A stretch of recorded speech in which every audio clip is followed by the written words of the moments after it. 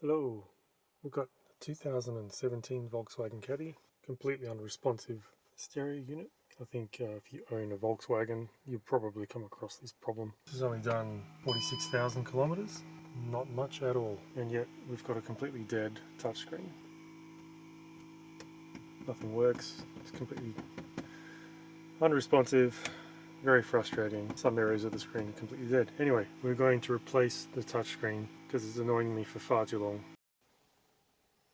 First step is somehow trying to figure out how to take off this trim panel around here without breaking anything. So we've got some trim removal tools, something like this, plastic so I don't mar it,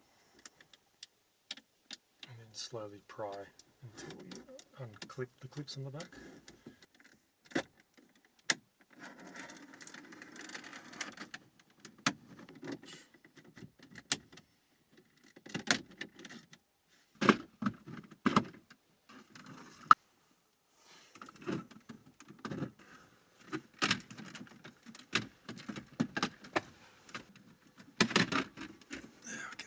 Probably more clips that may break.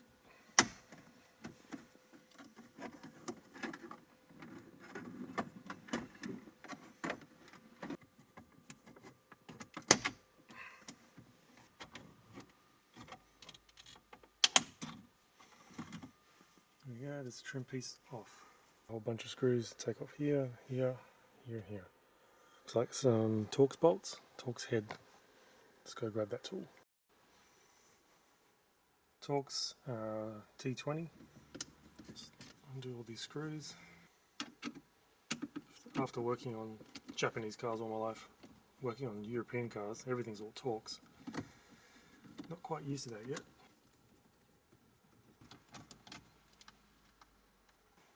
Okay, can you just lift out now? Yes, you can. Alright, I'll switch off the power, take the key out, turn off. Let's see what we've got here. And all these speakers and power and all that jazz. So I guess just undo all that. Just a bit of a tip.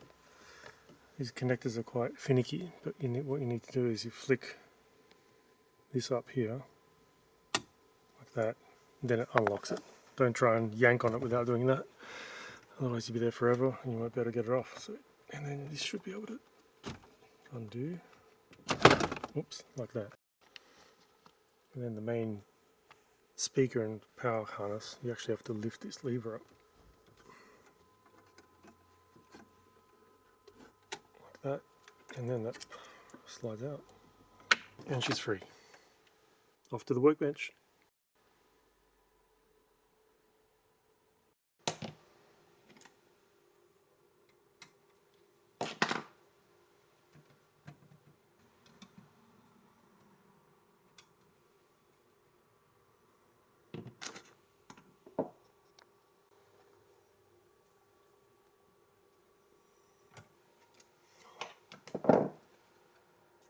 Would you believe they're using a T6 Torx for these tiny little screws right here? Why would you bother? Why would you go smaller? Who knows? I spent the last probably 20 minutes trying to find smaller Torx screwdrivers because I just don't use them. Luckily I found some that I bought years ago, and this one's actually a mobile phone repair screwdriver that I was using years ago, and well, evidently Volkswagen were using extremely small Torx bits. Okay, let's see if this separates. Holding on. Oh, we've got some more down here.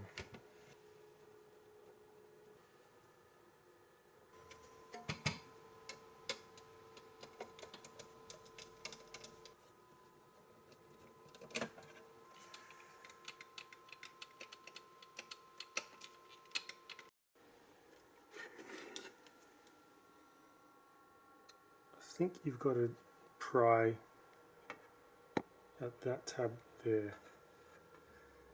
So bend that in and bend the other side in as well. I think there's a tab there, yeah. So with a flathead screwdriver, just pry those tabs and hopefully that should move forward. Aha, there we go. That one, this one, it's going to move now. Okay, so this connector down here is obviously interfacing with the main board, so should push that way. So yeah, off camera, got to take these screws here, here, here, here, here, and here. Take those out, and this back paddle just comes off. So now we've got more screws to come out all the way around here.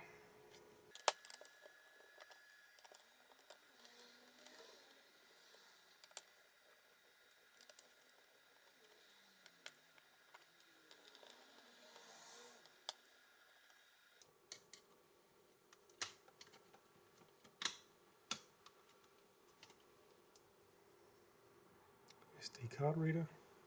I think you may have to take these knobs out as well. Just yank on them and they come straight out.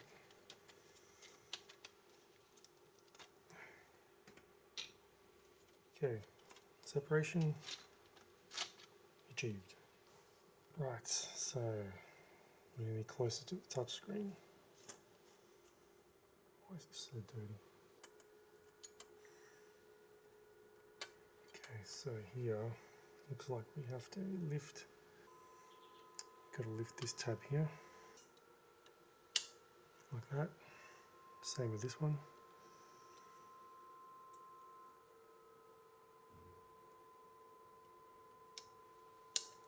Like that.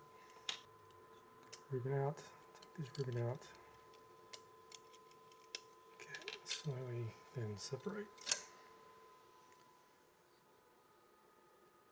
Now what have we got?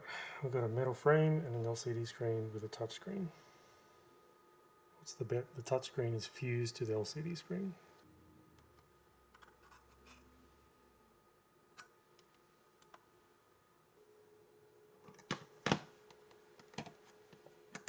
Now this is the only car stereo I've ever had to repair, ever. Even the really cheap ones. They've endured the Australian sun for years, and I've never had problems with even the Chinese low-cost one, head units. This is the only head unit that I've ever come across that has this problem. I'm pretty sure there'll be other ones out there, OEM. It's pretty poor quality control by Volkswagen. Having said that, they're probably farming these out to third-party manufacturer. They probably have no hand in this.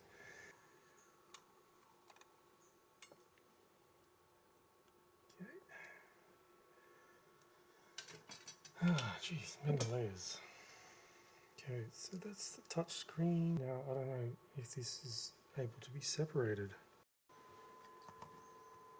Well, I'm not going to tempt fate. I'm just going to put the new digitizer over the top of this. Doesn't seem like this old digitizer can come off the LCD. It must be fused on there. I guess Volkswagen are really confident that this would last, but no, they needed to fuse that onto the screen. So it's staying on, and I'll put the new one over the top. So I'm just cleaning this now as best I can with isopropyl alcohol. Okay, so here's the new one, just a capacitive digitizer. So yeah, it's going to plonk it right over the top. I don't have any facility to separate this from the LCD screen, so there's no point trying. So we'll just go right over the top. So this was bought on AliExpress, of course. Well, I think you can find these on eBay as well. Very cheap. I think there was $20 Australian each, I believe. I bought two because knowing me, I'll probably screw it up. And maybe in the future this won't last either. This will probably... this might even fail soon as well.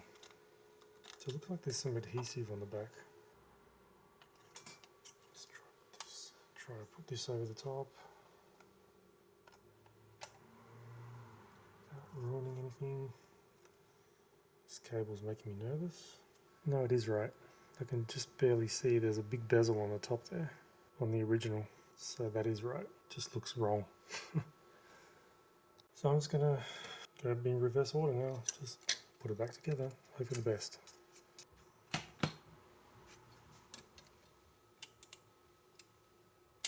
Make sure you connect the new flex cable, not the old one, the new one. Okay, so lift this tab again. Put new flex in.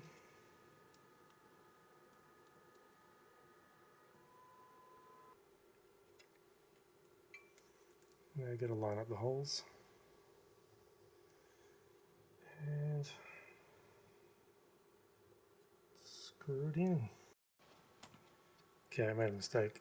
That's upside down. So the fat section should be around on the bottom. As you can see, the black bar, so that larger metal bezel should be down and covering the black area of the LCD screen. Okay, we're back to where we were. Bezel's right side up now. So putting it back into the bezel. So slowly lower it in. Try not to move the LCD screen too much. I guess that looks correct now.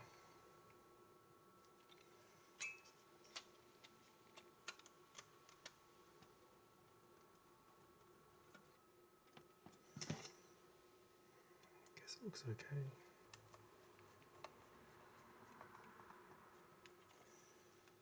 Probably won't crank down on the screws too much since there's extra thickness there. Just enough to hold it in securely. Separate the digitizer from the LCD screen, but like I said, I don't have facility for that. You need a hotbed and some sort of fishing line or something to separate the layers, and then you've got to clean it. Then you've got to have special optically clear adhesive to bond the layers again. It's still a bit too much. So this is the only option. Don't forget the SD card. Something probably won't work correctly if I don't put it in, so clip that in. Put the metal backing plate back on.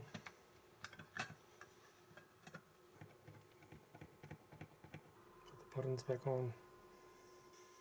Guess the power button's on this side, right?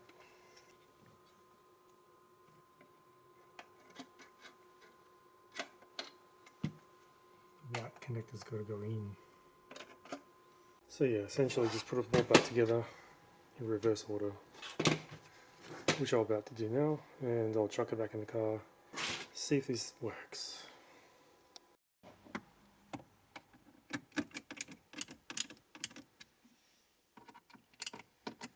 Okay, chuck this bad boy in, plug it all in, turn it on, put the trims on, make sure everything's all clipped in, try not to break anything. Volkswagens are very, very fragile cars. Okay, so it's all in. Just turn this light off. And there we have it. We have a working touchscreen. Hooray! Yes, it's all working correctly. Let's have a look.